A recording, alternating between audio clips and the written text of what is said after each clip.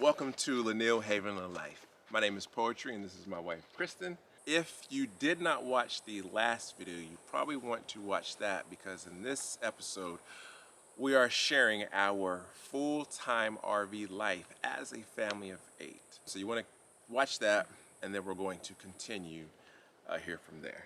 In that video, we talked about the house, and so we'll touch on a little bit more on that and then go into the full-time RV life. One day out of the blue, we had a friend slash neighbor come over. They wanted to buy our house, so we started that process. We had no idea that we were going to sell. This just happened in one day. They just said they wanted to buy it. We were like, okay, let's see what happens. We lived in a 5-bedroom, 3.5 bath, 3,700 square foot house. We had talked about land, but there was just in joking and passing. We were never really serious about this. And this year was about 2021.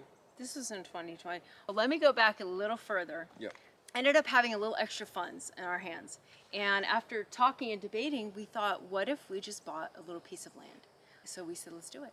So back in March of 2020, we purchased a lot of raw land and didn't think much of it. We knew, okay, good, we've got this in our back pocket, and we thought, well, maybe we can start a process of clearing it a little. We didn't really know. We kind of were just taking it little by little of what it was going to look like as far as it developing it into an actual functional piece of property.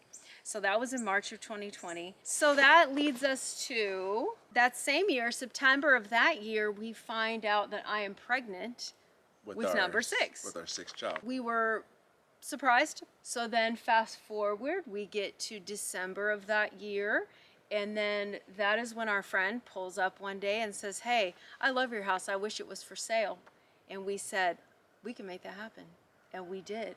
Yeah, and when we mean by we can make it happen, we had been, like I said earlier, we had been thinking about land and, at that time, off-grid life.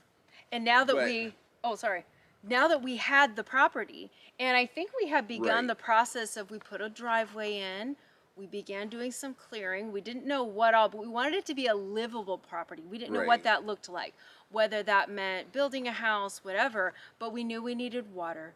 We knew we needed electric. We knew we needed a septic. Yeah. So we had already started that process. So we knew in the back of our minds, we do have this to fall on. Like, this could actually be something where we could potentially just live on this land. So when our friend offered or said, I wish your house was for sale, we were like, maybe this is what we were waiting for to allow us to sell this home and completely change our life and potentially live a more self-sustaining, more off-grid lifestyle. And, again, we lived in a 5-bedroom, 3.5 bath house, 3,700 square feet, but there wasn't any land. And so at that time, we had 5 kids. 5.5. 5 3/4. Yeah. 5.5. Yeah. Who we didn't have land space for them to run and play. And so we were always worried about them, playing near the street. We're worried about the other neighborhood kids. I think the speed limit in the neighborhood is 15, 20 miles per hour, but people are driving 45 miles, 50 miles an hour through. So we just wanted something different. And we've always been very outdoorsy. Our kids love being outside, and we just couldn't stand the idea of feeling like we had to limit them and tell them, oh, be careful, no, you can't go outside. There's, and we thought, wouldn't that be amazing to just have so much space they could just roam free? And backtrack a little, December, right before we began the process of selling our house, we got a new puppy as well. A friend of ours said, hey, would you like a puppy? And we thought, you know what? Life's already crazy. Yep. Let's throw a puppy in. And it was our first time with a puppy. That's Hercules. That's who you see on a lot of the videos. He's an awesome dog.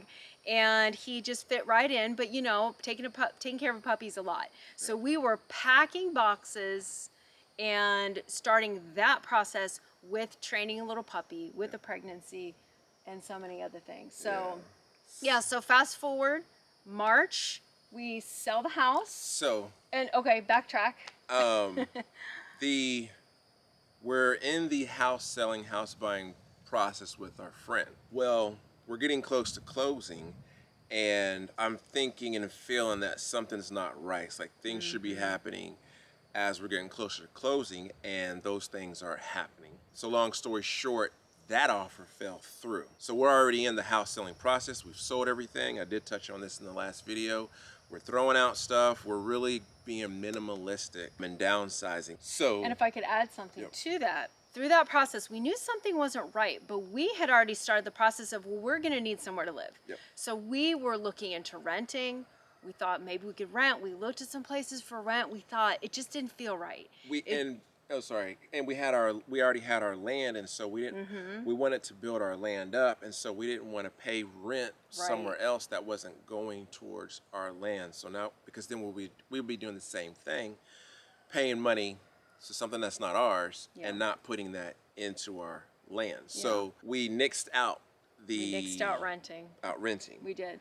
And then we thought about getting a trailer and putting on the land. a mobile home. A yeah. mobile home, and then once we kind of toyed with that idea, it just didn't sit well with us as well. We knew it was an option, but we just didn't feel like it was the best choice for us. So what happened with the mobile home is we went and looked at new ones, and we just felt like the dealers were kind of sleazy, and we weren't liking what we were hearing, and so we were like, okay, let's see if we can buy a used mobile home, and then we'll just renovate it and build it up. But they were selling the used mobile homes for almost the same price as the new mobile homes. Yep. One day, we're going to go to look at a mobile home, a used mobile home. And we're driving down the road. Well, we can't find the place that we're looking for. And we just so happen to come to a RV place.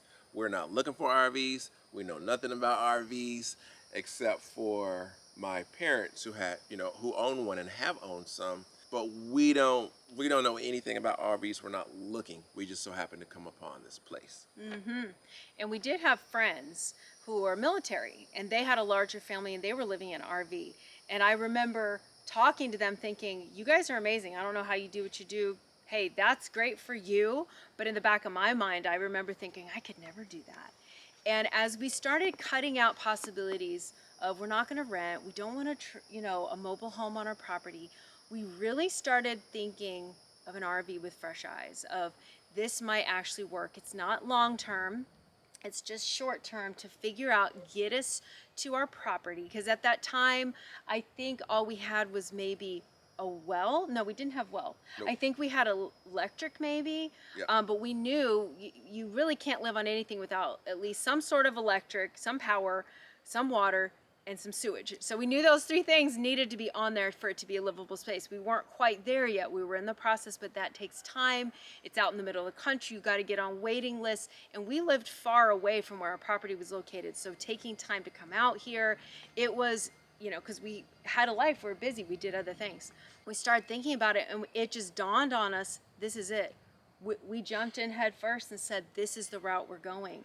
And we began the process of downsizing our things, realizing that we were committed wholeheartedly to it. So back to the seller. And to add on to what she was saying, our initial idea was to be totally off-grid, or at least As much self-sustaining as we could be. But when we got pregnant and we're moving with a family of 8, 7 3/4. we just didn't feel like at that time, and due to the circumstances, that we had enough time and that we had the energy, because we're really focused on a newborn baby. And if any of you have had a newborn baby, then you know exactly what we're talking about.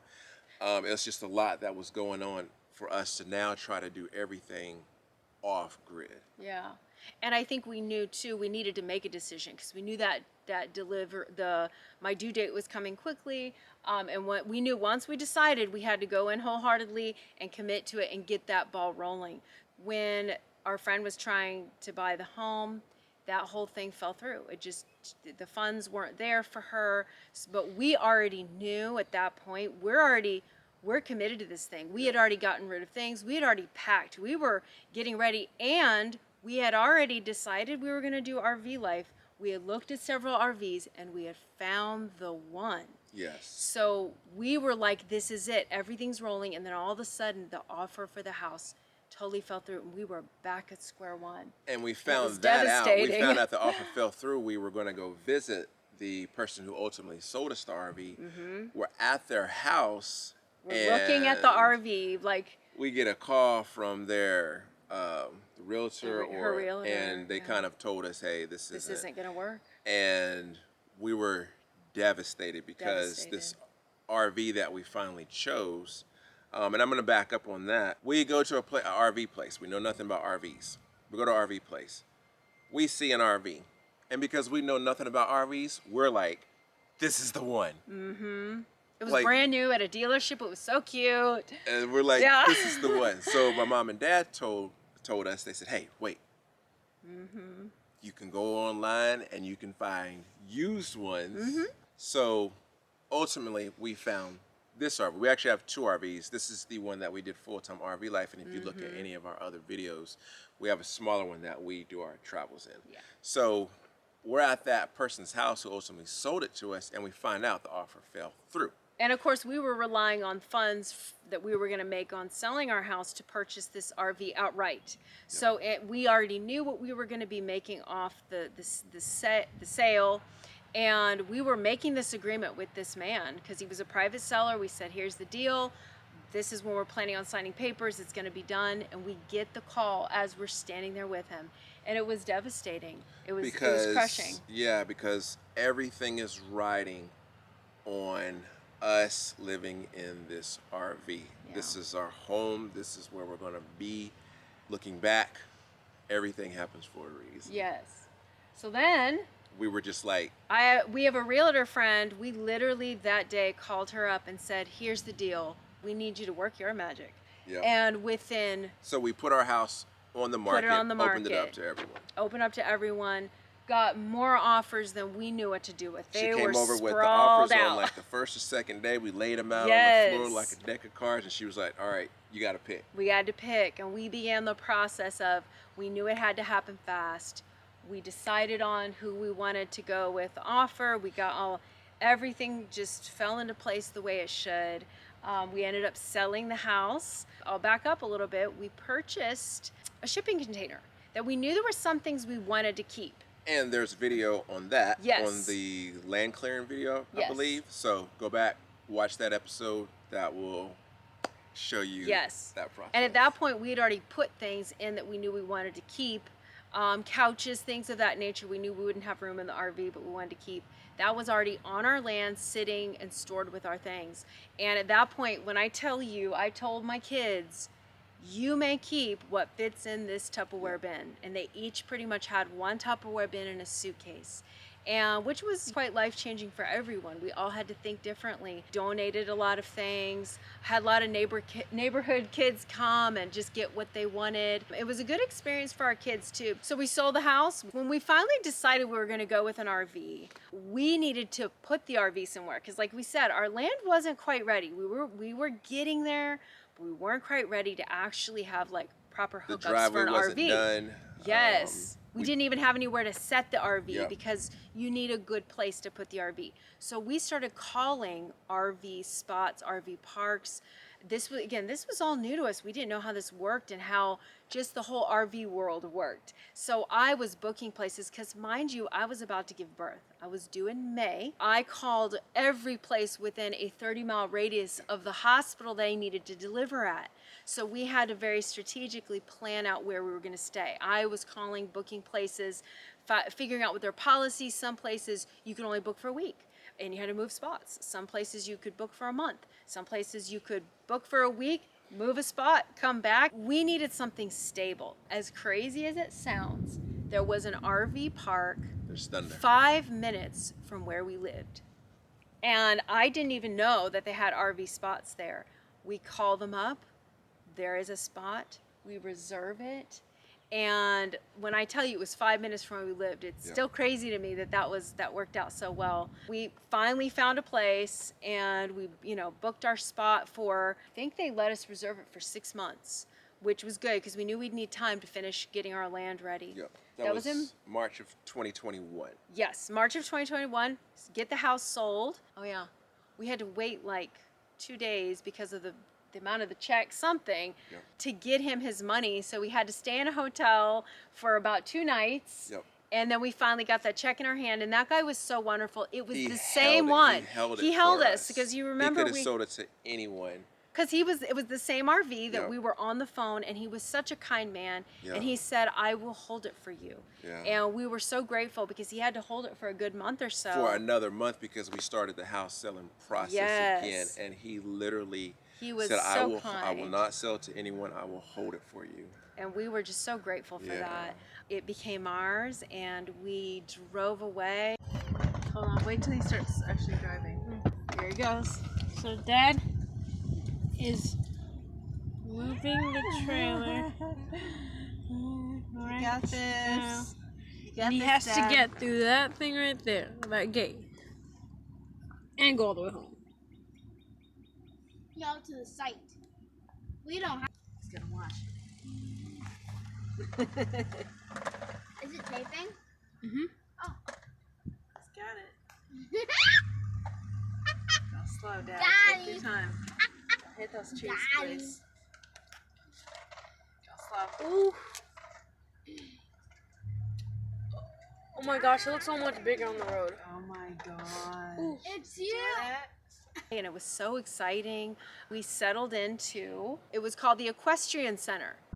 Here's Dad parking our new home. Oh my goodness. He's doing such a good job. I'm so proud of him. There it is. Home sweet home. It is raining, so we moved spots. So we're on our tiny house cabin porch. So if you haven't watched any of the tiny house videos, it kind of helps to tell a part of our story. So you might want to go back and watch those episodes as well. That'll help to catch you up. We got little Sparrow here. We're about to share the part about when she was born. So we end up booking our spot at an equestrian center, which was very cool. They had horse shows, all kinds of events that the kids and I just loved going to see. So this was right before she was due. So I was due with her in May. We get settled in March, kind of get settled with what RV life is like. So we were learning as we went. We were YouTubing a lot of things, like for instance, humidity, keeping it cool, having to keep the air nice.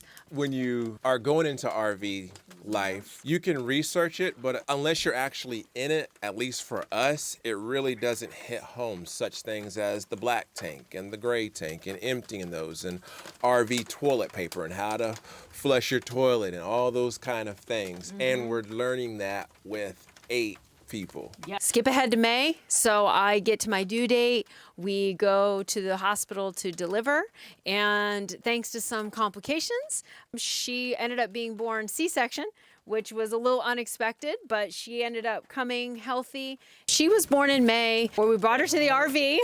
And home is the Home is the RV. So all of this was new. I had never had a C-section. She was my first and only C-section. So that was an experience too, recovering from that. All our everyday life, homeschooling. That was another thing. We had to learn how to adapt space just for her and what that looked like. We ended up taking out the couch in the main living area, and we built kind of like a little bed area for her. We put in curtains, and that became her little room. I think the emotional part of it is, which the choice that we made is we moved from our house to an RV, but then also put on top of that a newborn baby. She's our 6th, and then Kristen having. Baby. Oh, that's right. You're a young big lady. girl You're a big girl. You're a now. big girl. You're a big girl now, but you were a baby. Kristen having a C-section, the emotional aspect of and being in a place that is not your home. We're at an equestrian center. So just putting all of those factors and everything happening at once, it wasn't easy. It wasn't easy at all, because now the care is to care for Kristen and to care for our newborn baby. And I'm not a baby. I'm sorry. I am so sorry. Our were a big girl. baby. Our big girl, and try and hold everything else together when you also have teenagers, who have moved and whatnot. Yes. So it was a lot. It really was. And it was a test. And I think we passed with flying colors. Mind you, we were also still trying to get our land established. And of course, living in the RV, there was a lot of things to learn. I think one of the biggest things that I enjoyed was less is more. I enjoyed the minimal aspect, and even though it can be a challenge, once we kind of embraced that lifestyle, it was very freeing, and we very much enjoyed it and spent so much time outside, even more than we ever had before. We would go on long walks just to see how raising a little one, yes, it had its issues. It was very cool. And even just figuring out where she was going to sleep. Like I said, we did end up converting the little couch area. But, think about that. Where's your living room? It's in your main living space. And if you're home at your RV all day, because I homeschooled. Is this our number? Yes, that's a number. That's not.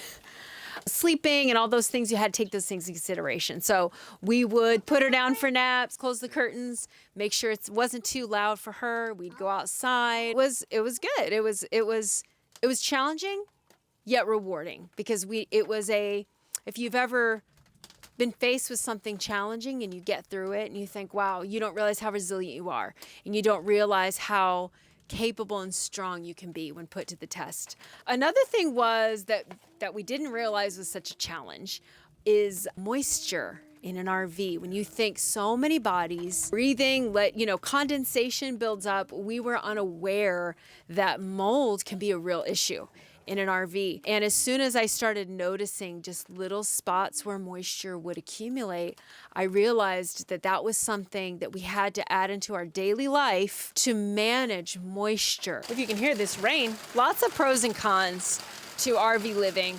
Condensation management was huge. It became a daily task to wipe down windows. If I boiled a pot to make pasta, it would fog up every single glass surface. Things like that you don't think of in a regular house, but in an RV, I had to take those things into consideration and wipe down moisture, check areas where moisture tended to accumulate. Keeping it cool, we would have to close blinds, close windows, and same with heating it. RVs aren't built to be well insulated. So that was something else that when it would get cold and we ran the heat, it wasn't good enough to actually keep it warm. We would buy little space heaters. It is pouring.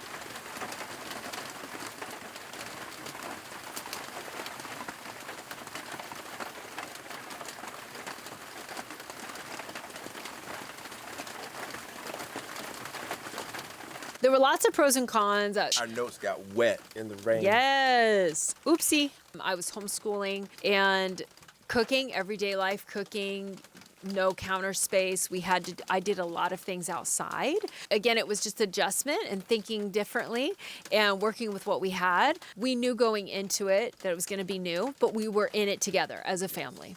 And that was very important to us to experience this all together and just do our best to be considerate of each other and space. Everybody just wanting their own little space. That was something we tried to do with the RV. Bunk beds, we tried to put up privacy curtains so each of the children kind of felt like they had their own little private space. We tried to do the best we could. Again, we're dealing with 6 different children and 4 girls, 2 boys. Yes, 4 girls. Mind you, 2 of those girls were teenagers and they decided they wanted to go to high school, and they did. They rode the bus. It picked them up at the equestrian center and they would ride to school. And that was a, good experience for them. It kind of helped free up a little space and 2 less children, I guess, that I needed to homeschool. But it also added another element of our life that we needed to make sure to get them to the bus stop, all of those things. Just one more element of different lifestyle.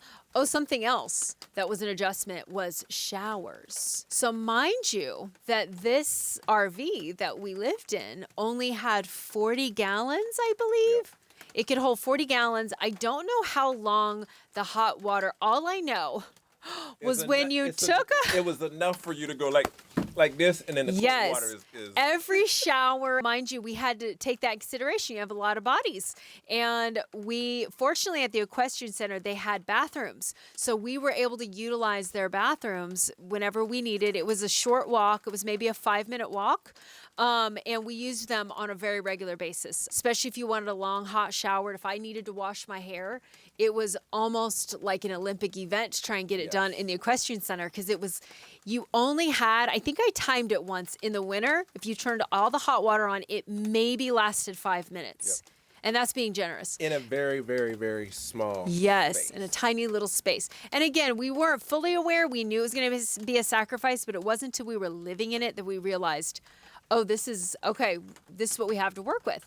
So it was a great thing to have the bathrooms there because we could take the hottest showers, longest hottest showers we wanted, which was great. But that was another thing, dealing with a puppy who we didn't want him in the RV. We just knew that having a dog in the RV was going to be a lot because he was a puppy. If you know anything about RVing, where you park your RV is your space. So we have a newborn puppy who is barking and yapping at anyone and everything that comes by. And as you know, a puppy, as they get older, they have a lot of energy. So we're trying to maintain our dog Hercules in this very small space, trying not to cause interruptions, not trying to be a distraction.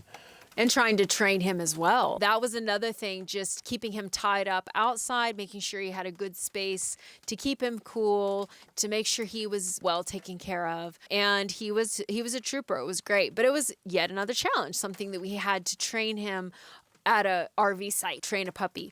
So yes, the showers, also the gray tank would get full and we had to learn how to empty the gray tank. We had to learn how to clean the black tank. That was huge as well. Managing that, we just had to learn the hard way, how to manage that, keep it clean. And the cost.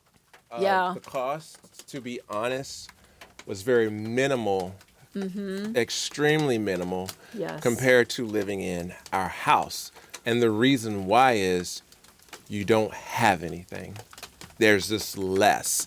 We paid $500 for electric, sewer, and water. Per month. Per month. Per sorry. month at the equestrian center. Yes, $500 for hookups. per month. Yes, $500 a month. But because you're limited on space, you can't, there's just nowhere to put anything. So you're not really spending money on too much. You're spending it on toilet paper. It is a different kind of toilet paper. It's RV toilet paper. And with 8 of us, we were spending a lot. So all of those factors made for quite an adventure. A lot of trial and error. A lot of trial and error. I think sometimes you have to kind of make a mistake or realize, okay, that's not how you do it, to get where you're like, okay, now we've managed this well. And also when it comes to costs, food. We don't have the storage to store food. Our refrigerator went from a regular size refrigerator to a very small fridge and freezer, so there's nowhere to store food. We had to go to the store a lot more. I was preparing meals and Less but grocery more. Yes, shopping. yes. So what you just had to manage very well. I had to find places to keep dry goods. And of course the fridge, we had a fridge in the RV, and the outside kitchen also had a very tiny little fridge. So we just had to learn how to manage that. And it was a lot of going to the store. You couldn't buy up for the week. No. You couldn't. There was just no way. We had to go quite frequently to the store because such a large family, we went through fridge items within a few days. Yeah. So again, it was just managing and trying to plan things out well. Privacy is another thing too. That was really a lot of, you can hear everything in that RV. You can hear conversations. You can hear if someone is watching TV in the bunkhouse part, the kids' room, you can hear that. Mind you, we had a newborn and we have teenagers, and just everyone learning how to manage and respect each other's spaces was an ongoing challenge, is the best way to put it. And I just remembered something else that was very hard that the horses brought. Flies. I remember very distinctly, that was probably one of the hardest things that I had to deal with at that time in the equestrian center. You know, being a new mom again, and just for me, the nesting, wanting everything to be nice for my baby and clean.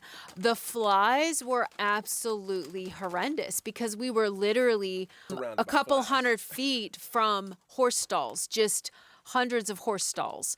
And at first I couldn't put two and two together. I don't know why I couldn't figure that out. I thought, what are we doing wrong? What am I leaving mess? Why are there flies here? And then it occurred to me, it's the horses. So that was a whole nother, just dealing with it. We were constantly researching how to get rid of flies. Coke bottles with vinegar and dish soap and Fly traps. I would have the kids, like I would just be cooking and I would put somebody on fly duty. And that their job was just to kill flies so I could cook, because I couldn't get anything out without flies landing on the food. So again, it was a lot of management. We made our bed, now we have to lie in it. This is what we chose. Now we have to make this work. And we did. But there were some times it was really hard. And there were times I remember just sitting in the RV thinking, wow, okay, this is tough. It was tough. So, yep. But yeah, so we made it through the questionnaire. We moved in March. That was our first. What happened was, we're at the Equestrian Center and we're thinking that we can stay there as, in a sense, long as possible. We didn't think that there was going to be a termination day. And so one day we got a notice that it was time for us to leave. We had the 30-day notice. Because they were going to start building construction and doing some new additions and renovations there.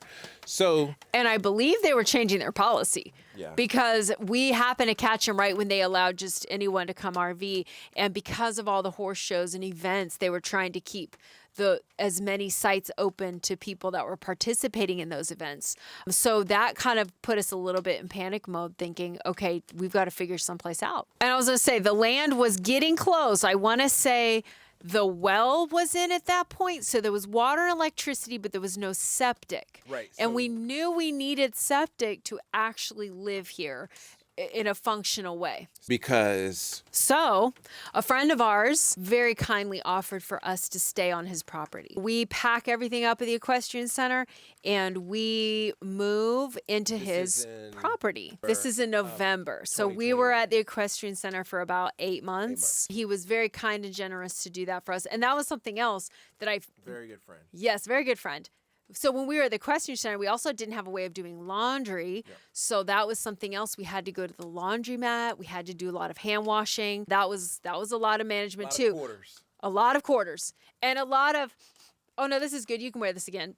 Yes. I did that a lot, especially with kids that don't care. They're outside. I would be like, oh no, you're wearing that again. That's good. If it didn't smell and it didn't have a stain, you're wearing it again. That was my motto, because doing laundry was hard. It was something we had to manage. Our boys didn't care. They were cool. Oh, they didn't care. Yeah. But being in a small RV, we cared a little bit because that could get rather smelly. So be enough. So we moved at our friend's property. We were there for 2 months. It was great. They were so kind and gracious, and they allowed us to do laundry there at their house. It was just enough time for our land to get finished. So at that point, we were waiting, I believe it was the septic. Finally, the septic, December of 2021, that they finally finished the septic, and it was moving day. We knew by January of 2023, it was time to move on to the property. So it was a little nerve-wracking. It was super exciting, but we knew we had kind of been waiting for this opportunity. And sure enough, we pulled our RV onto our property. It had a driveway. It had a cleared-in area. It had electricity. It had well water, and it had a septic. It was all the things we needed to be able to have a hookup for our RV. Yep. So we moved onto our property. January of 2022, we finally moved to our land. And it was a dream, but there was a nervousness to it because our land was raw, undeveloped land. And the only thing that was cleared was the driveway and the clearing of where we wanted to initially put our house. We have water, we have electric, we have land. It is dark out here. We're in the woods. Mm-hmm. And so it's where we've gone from a house in a neighborhood to where it's lighted up at night. People's houses are lighted.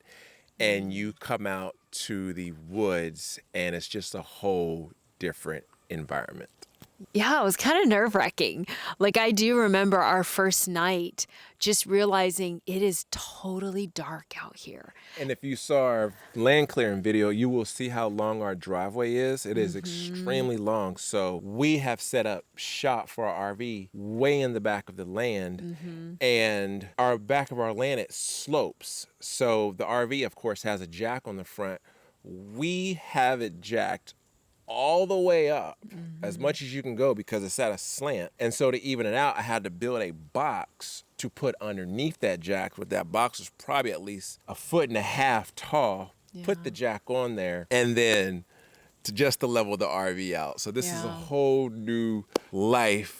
Yeah, it was, but it was very exciting. I finally felt like we're here. Like for a couple years we owned it. We would come out here periodically to just check on, whatever was being done at the time, whether it was well, electric, and to just actually be able to be out here full time. I think we'd only seen what it was like out here at night once before we actually moved out here. Because we lived at the Equestrian Center and at our friend's house, we were going back and forth to do what little bit of work that we could. We fenced in our whole property.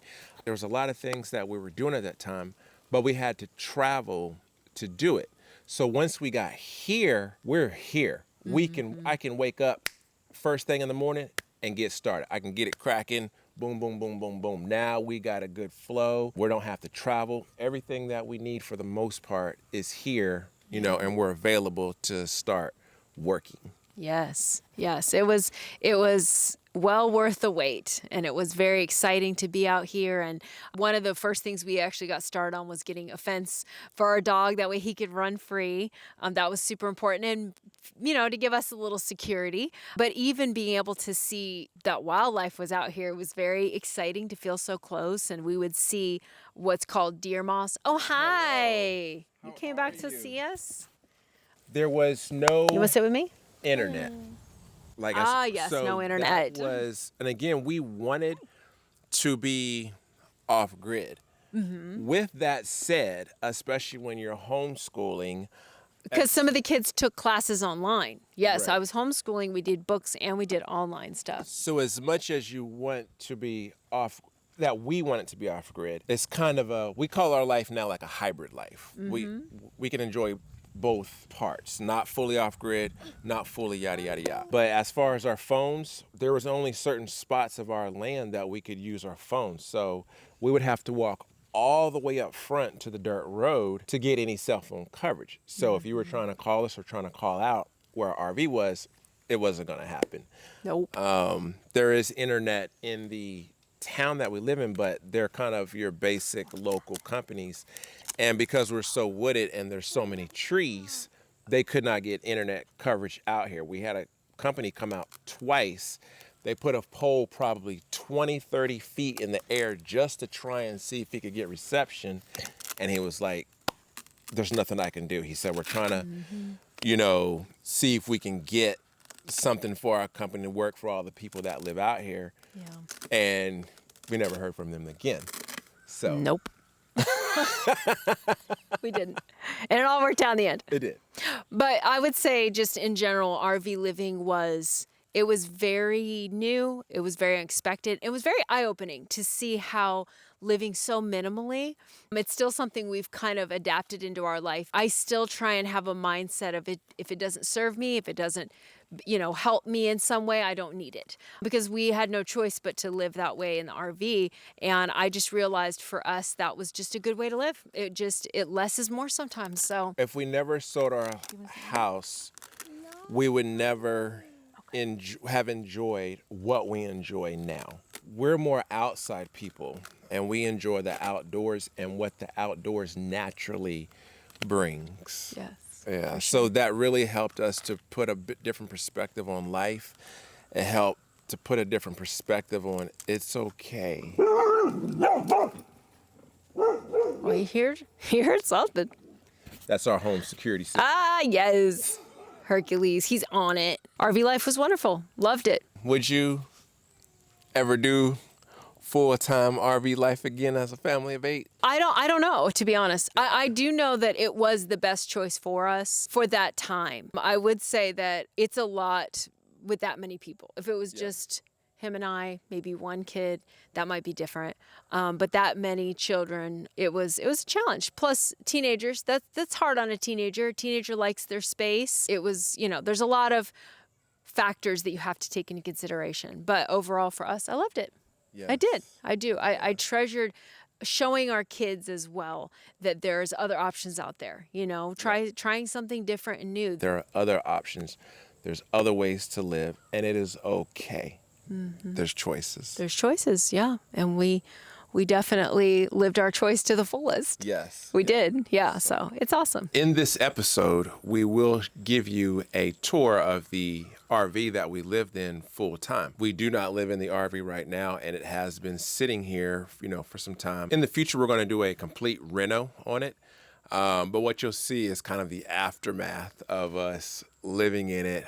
We've taken some stuff out. But yes, we still have the RV. We'll be doing a rental in it in the future. So that's going to be a great thing to see and to use. Tour you'll see in the RV. It's also, obviously, we lived in it for almost 3 years, and it's been sitting for about 2 years. And we haven't done too much other than making sure it stays dry. It's looking a little rough, but we're definitely looking forward to restoring it. Yep. And so that is, it'll be fun. I like that word. That's the beauty of it, of the restoring and the restoration and renovation of it. We're very proud of it. We're very thankful for it because it got us through a season that we really needed to not just get us to the land, but to start preparing and building up our land. When you walk in the door, you have the master right here. This was our room right here, small and cozy. Now, mind you, this is where, this was 3 years and this thing did take a beating, but this was the master. And then this is the kitchen. This is the main living area. We have kitchen over here. And this kind of RV has a big slide out in the main living over here. And mind you, 8 people were in here. So we had 1 kitchen and 1 bedroom. Yep, so this is where I did all the cooking for a family of 8. So my work surface was this and this. And this tiny little sink did all the dishes in here. These were the only cabinets for dishes right here. Little tiny microwave, little stove, tiny little oven, and our little fridge. This was probably one of the harder aspects. This is where we've already started some demo work, so you can't see what it looked like previously. But right here was the dinette. So this was our kitchen table. We had a tiny little table and we could all sit around here. One of the things that we actually really enjoyed about it is that we could all squeeze in and eat. Right here, this was the living area. There was a couch here that we ended up taking out, and this was our baby's room. Put up sliding curtain here to kind of make it a room divider, and this was it. The pantry. Right here, we had to keep all of our dry goods in here. And bathroom. 8 people sharing this bathroom. This is the reality of full RV life with 8 people. Yes. This was a huge selling point, a bathtub. With little ones, there's a lot of RVs that don't have bathtubs. This one had a bathtub, so I was very excited to find this RV with a bathtub. This is the bunkhouse. This was another huge selling point for us. We knew with 6 kids, we needed space for them. So if you can see over here, this was our oldest son's bunk, which he very quickly outgrew. So our oldest son slept up here, lots of storage right here. They kept all their clothes in here. Also this whole wall was storage as well. And with homeschooling now, it was very, very important because we have school things as well. Initially, on this side was a couch. Our second to our oldest daughter slept on the couch for a while, but we ended up ripping that out. And we used this more as play space. And we actually blew up an air mattress here at night. And we would have our oldest who slept in here. And then every morning we had to fold up the air mattress and put it away so that this was functional space in the day. And of course another bunk up here.